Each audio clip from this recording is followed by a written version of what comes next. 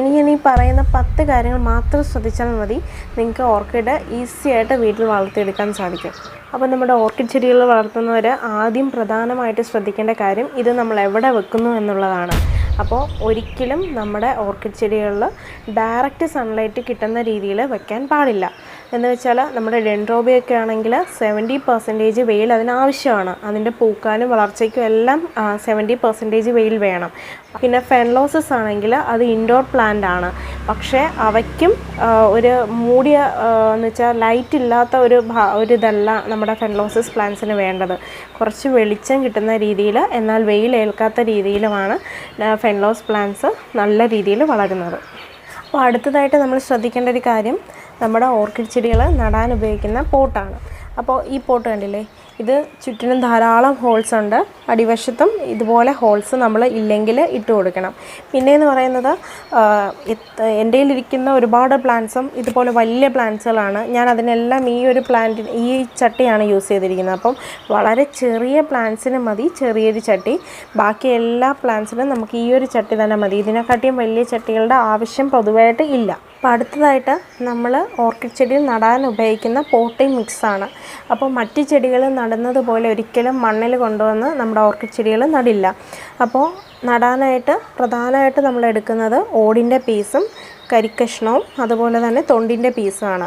അപ്പോൾ ഇതെന്ന് പറയുന്നത് വെൽ ക്ലീൻ ആയിരിക്കണം. അപ്പോൾ ഓടൊക്കെ പീസാണെങ്കിൽ അതിനകത്ത് മണ്ണിൻ്റെ അംശമൊന്നും പാടില്ല. അപ്പോൾ നല്ല പോലെ കഴുകിയിട്ട് ഇത് നല്ല പോലെ ഒന്ന് ഉണക്കിയെടുക്കണം. ചെറിയ പീസാക്കിയിട്ട് കഴുകി ഉണക്കിയെടുക്കുക.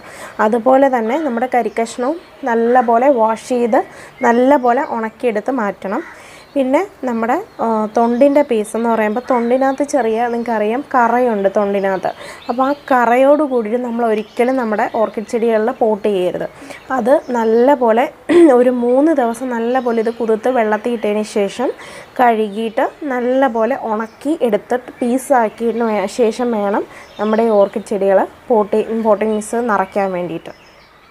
അതുപോലെ തന്നെ നമ്മുടെ ഓർക്കിഡ് ചെടികൾ നടുമ്പോൾ പ്രധാനമായിട്ട് ശ്രദ്ധിക്കേണ്ടത് ഇത് ഒരുപാട് അടിയിലേക്ക് നമ്മൾ വെക്കാൻ പാടില്ല.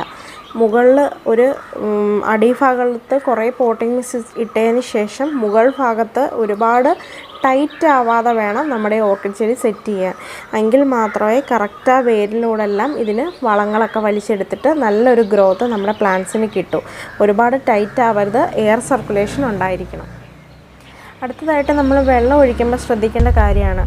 വെള്ളം ഒഴിക്കുമ്പോൾ എല്ലാ ഇലകളിലും വെള്ളം ഇതുപോലെ സ്പ്രേ ചെയ്യാൻ പ്രത്യേക ഒരു ശ്രദ്ധ വേണം. വെള്ളം ഇലകളിലും തണ്ടിലും വേരിലും എല്ലാം ഒരുപോലെ തന്നെ വീഴണം. പക്ഷേ ഇതിൻ്റെ ഈ കൂമ്പ് ഭാഗത്ത് വെള്ളം കെട്ടിക്കിടക്കാനോ വെള്ളം ഒഴിക്കാനോ പാടില്ല. അഥവാ വെള്ളം വല്ലതും വീണിട്ടുണ്ടെങ്കിൽ ടിഷ്യൂ വെച്ചിട്ട് അതങ്ങ് ഒപ്പിക്കളയണം.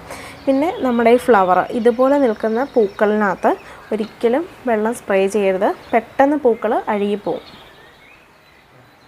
അതുപോലെ തന്നെ നമ്മുടെ ഓർക്കിഡ് ചെടികളൊക്കെ നനയ്ക്കുമ്പോൾ പൊതുവേ രാവിലെ നനയ്ക്കാൻ പ്രത്യേകമായിട്ടുള്ള ശ്രദ്ധ വേണം. കാരണം എന്ന് വെച്ചാൽ കറക്റ്റ് ആ വെള്ളം നമ്മൾ ഒഴിക്കുന്നത് കൂടുതലൊക്കെ വരാൻ സാധ്യതയുണ്ടെങ്കിൽ കറക്റ്റ് ആ വെയിൽ തട്ടിയിട്ട് അത് മൊത്തം ഡ്രൈ ആവണം. അപ്പോൾ വൈകുന്നേരങ്ങളിൽ നനയ്ക്കരുത്, രാവിലെ തന്നെ ഓർക്കിഡ് ചെടികൾ നനയ്ക്കണം. അടുത്തതായിട്ട് നമ്മൾ ശ്രദ്ധിക്കേണ്ട ഒരു കാര്യം, നമ്മൾ ചെടികളിൽ വെള്ളം ഒഴിച്ച് കഴിയുമ്പോൾ ഇതിൻ്റെ അടികളിൽ വെള്ളം കെട്ടി നിൽക്കുന്നു എന്നുള്ളതാണ് ശ്രദ്ധിക്കേണ്ടത്. ഒരിക്കലും ഇതിൻ്റെ ചെടിച്ചട്ടിയുടെ അടിഭാഗങ്ങളിൽ വെള്ളം കെട്ടി നിന്ന് പ്ലാന്റ്സ് നശിക്കാതിരിക്കാൻ പ്രത്യേക ഒരു ശ്രദ്ധ വേണം. ഓർക്കിഡ് ചെടികളിൽ വെള്ളം ആവശ്യമാണ്, പക്ഷേ ഒരുപാടുള്ള നന നമ്മുടെ ഓർക്കിഡ് ചെടികൾക്ക് ഇഷ്ടമല്ല.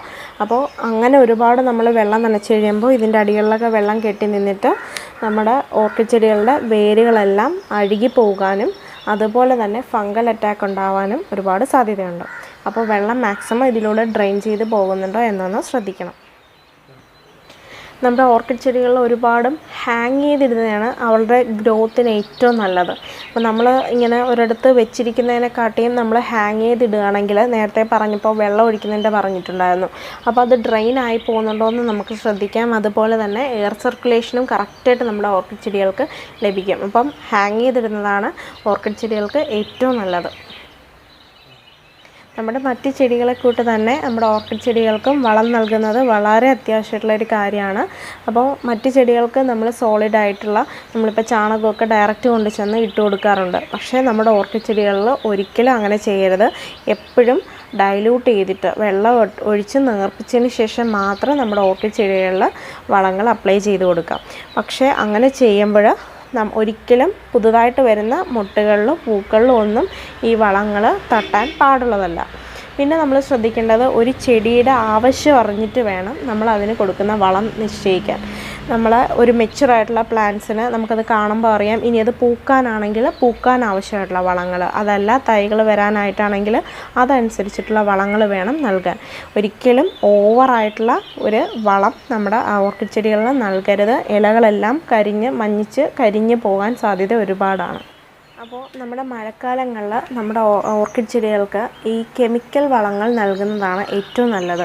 അപ്പോൾ ഒരുപാട് ഓർഗാനിക്കായിട്ടുള്ള വളങ്ങൾ നമ്മുടെ ഓർക്കിഡ് ചെടികൾക്ക് ഏറ്റവും നല്ലത് ഓർഗാനിക് വളങ്ങൾ നൽകുന്നതാണ്. പക്ഷേ മഴക്കാലങ്ങളിൽ നമ്മുടെ ഓർഗാനിക്കായിട്ടുള്ള വളങ്ങൾ നൽകുകയാണെങ്കിൽ ചിലപ്പോൾ നമ്മൾ ശ്രദ്ധിക്കാതിരുന്നാൽ ചീയലിൻ്റെ അസുഖങ്ങളൊക്കെ വരാം.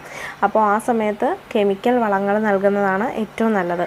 പിന്നെ മഴക്കാലങ്ങളിൽ നമ്മുടെ ഓർക്കിഡ് ചെടികൾ പൊതുവേ ഒന്നും കൂടി കെയർ ചെയ്യണം. ഒരുപാട് വെള്ളം വീഴാതിരിക്കാനും വെള്ളം കൊടുക്കുന്നതിലുമെല്ലാം ഓർക്കിഡ് ചെടികളിൽ ഒന്ന് കെയർ ചെയ്യണം. പലരും ചെയ്യുന്നൊരു കാര്യമാണ് ഓർക്കിഡ് ചെടികളിൽ വെള്ളം ഒഴിക്കാതെ ഐസ് ക്യൂബ് കൊണ്ടുവന്ന് ഇതിൻ്റെ ചെടിയുടെ ചോട്ടിലിട്ട് കൊടുക്കുന്നൊരു കാര്യം. ഞാൻ ഒരിക്കലും അത് പ്രിഫർ ചെയ്യില്ല. നമ്മുടെ ഓർക്കിഡ് ചെടികൾക്ക് ഒട്ടും നല്ലതല്ല ഐസ് ക്യൂബ് കൊണ്ടുവന്ന് ഡയറക്റ്റ് എൻ്റെ മൂടുകളിൽ ഇട്ട് കൊടുക്കുന്നത്. പെട്ടെന്നൊരു തണുപ്പ് നമ്മുടെ പ്ലാന്റ്സിന് നൽകുകയാണല്ലേ. അപ്പോൾ കൂടുതലും ഐസ് ക്യൂബ് യൂസ് ചെയ്യാതെ നമ്മുടെ റൂം ടെമ്പറേച്ചറിലുള്ള വെള്ളം മാത്രം നമ്മുടെ ഓർക്കിഡ് ചെടികളിൽ ഒഴിക്കാൻ പ്രത്യേകം ശ്രദ്ധിക്കുക. അപ്പോൾ എൻ്റെ ഒരു പേഴ്സണൽ ടിപ്പ് കൂടിയാണ് കേട്ടോ. അപ്പോൾ നമ്മുടെ ഓർക്കിഡ് ചെടികൾക്ക് നമ്മൾ ഓവറായിട്ടുള്ള പരിചരണം കൊടുക്കുന്നതും ഒട്ടും നല്ലതല്ല. അപ്പോൾ ഓവറായിട്ട് പരിചരണം എന്ന് പറയുമ്പോൾ നമ്മൾ ഡെയിലി 2 നേരം ഉള്ള നനയുണ്ടല്ലോ, അതൊരിക്കലും ചെയ്യരുത്. അതുപോലെ തന്നെ അടുപ്പിച്ച ദിവസങ്ങളിൽ വളം അപ്ലൈ ചെയ്യുക, അതും ഒരിക്കലും ചെയ്യരുത്.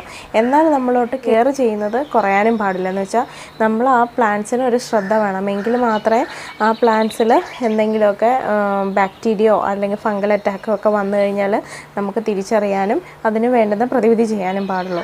അപ്പോൾ കെയർ ചെയ്യണം, പക്ഷേ ഓവർ കെയറിങ് ഒഴിവാക്കുക. നമ്മൾ നിസ്സാരമെന്ന് തള്ളിക്കളയുന്ന പല കാര്യങ്ങളുമുണ്ട് ഓർക്കിഡ് ചെടികളിൽ ശ്രദ്ധിക്കേണ്ടതായിട്ടുള്ള. അതിനുദാഹരണമാണ് നമ്മളിപ്പോൾ ഓർക്കിഡ് ചെടികൾ കട്ട് ചെയ്യാൻ ഉപയോഗിക്കുന്ന ഇതുപോലത്തെ ഏതെങ്കിലും ഒരു കത്രികയോ കട്ടറോ അതൊക്കെ എന്ന് പറയുമ്പോൾ നല്ല സ്റ്റെറിലൈസ് ആയിട്ടുള്ള എക്യുപ്മെൻറ്റ്സ് വേണം നമ്മളിതിന് വേണ്ടിയിട്ട് യൂസ് ചെയ്യാൻ. പിന്നെ മറ്റൊരു കാര്യമാണ്, നമ്മുടെ വീട്ടിൽ വരുന്ന അതിഥികളുണ്ടാവുമല്ലോ. അപ്പോൾ അവർ വരുമ്പോൾ നമ്മുടെ പല ചെടികളും റോസാ ചെടിയും ഓർക്കിഡും ഒക്കെ കാണും. അപ്പോൾ അതിലൊക്കെ പൂ നിൽക്കുന്നതാണ്. അപ്പോൾ അവരത് ചോദിക്കും ഒരു കമ്പ് തരുമെന്ന് ചോദിക്കും. അപ്പോൾ നമ്മൾ റോസാ ചെടിയൊക്കെ കട്ട് ചെയ്തിട്ടൊരു കമ്പ് കൊടുക്കുന്നത് പോലെയല്ല നമ്മുടെ ഓർക്കിഡ് ചെടികളിൽ. ഒരിക്കലും അവരെ പിണക്കാതിരിക്കാൻ വേണ്ടിയിട്ട് നമ്മളതിൽ നിന്ന് പോയിട്ട് ഒരു തൈ സൈഡിൽ നിൽക്കുന്ന തൈയൊക്കെ വലിച്ചു പിഴുത് കൊടുക്കും. അങ്ങനെ ഒരിക്കലും ചെയ്യാൻ പാടില്ല. അത് നിങ്ങളുടെ പ്ലാന്റ്സിന് തന്നെയാണ് ദോഷം.